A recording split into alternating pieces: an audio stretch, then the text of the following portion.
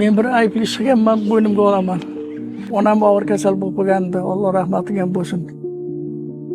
Kalotipat yotib qolgan edi. Navbat bilan tagiga gasha qo'yamiz.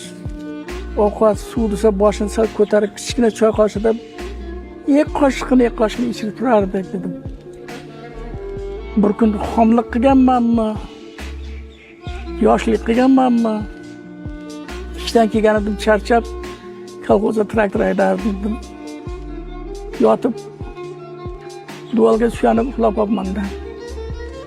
Shunday bo'lsa ham Xudo rahmat qilgan bo'lsin, onam suv berib bolam dedi.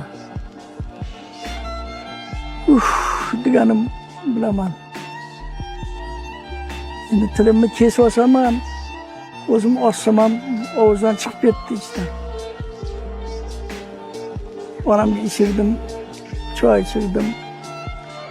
Ovqat yesam yo'q dedi. Yo'qotgan yarim kelardi. Gash yo'q qo'ydim, borib to'kdim. Haligacha shu, balkim Xudo o'shancha meni qiynayapti, azob beryapti degan. Balkim onam kechirib yuborgandir.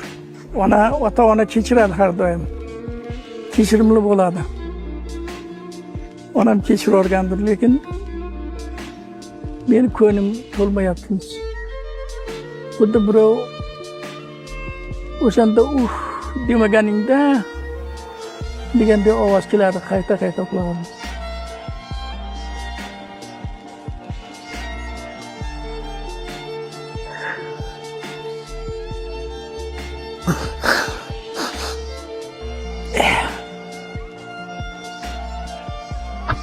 Bilmaganman, Alloh, bilmaganman.